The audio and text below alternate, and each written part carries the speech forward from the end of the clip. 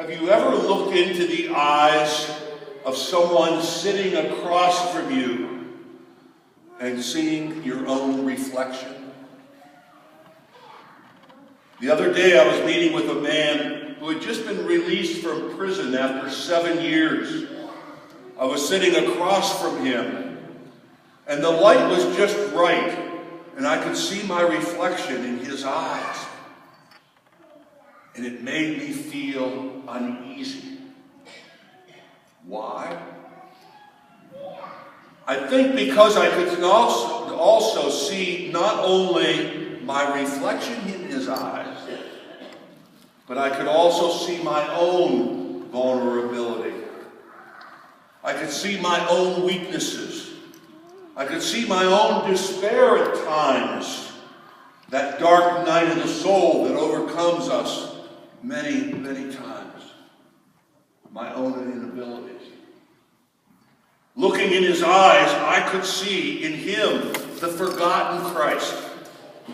He was literally homeless, without family, no job, no clothes, except what he was wearing when he walked out of prison.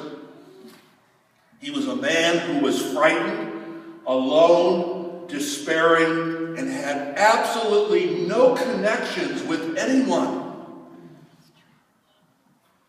And what hit me as I looked in his eyes is, there but for the grace of God go I. Reflecting later that day, I wonder if he was able to see his reflection in my eyes. I wonder if he was able to see not his weaknesses and despair, but was able to see that he was a beloved son of a loving God.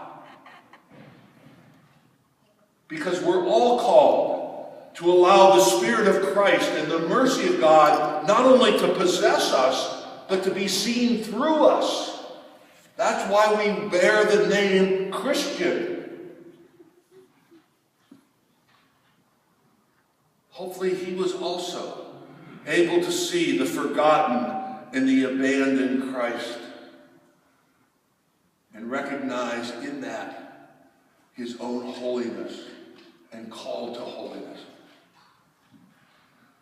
But I wonder, do we really see others through the eyes of Jesus? Today, Jesus comes to the well, a Jew. The woman comes to the well, a Samaritan, hated and considered unclean by the Jews, forgotten even by her own people. Both radically different lives. Jesus' life and the Samaritan woman. Jesus, however, is physically thirsty, and the woman is soul thirsty. But they see something in each other. They see the beloved of God. And there's a connection. I wonder if Jesus saw his reflection in that woman's eyes. I wonder if she saw her face in the eyes of Jesus. I wonder if he saw his own vulnerability. Remember, St. Paul said, he doesn't deem equality with God, but emptied himself and became like us in all things but sin.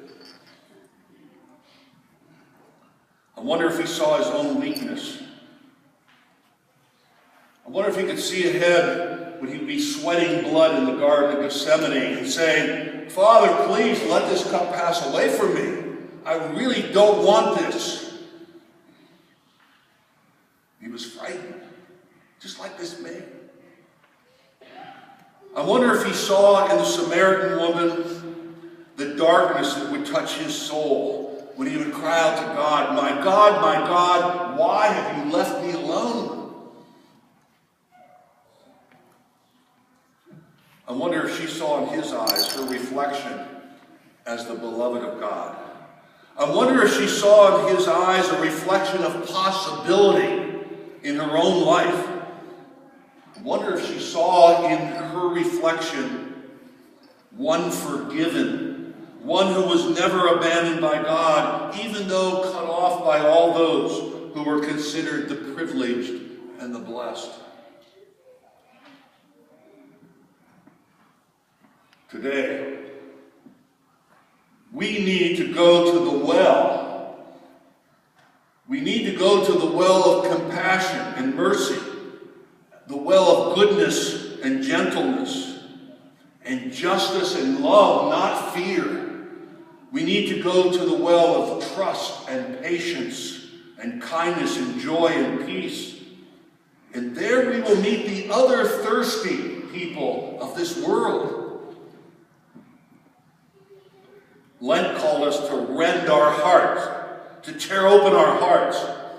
I wonder if our hearts are broken open, or are they hardened by our world?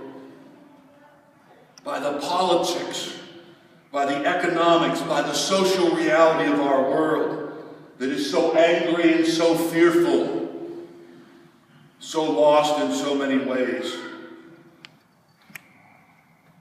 We need to continually find the soul of Christ the servant in ourselves. We need to be able to see in ourselves here today a reflection of Christ. But we also need to be able to see a reflection of the forgotten Christ.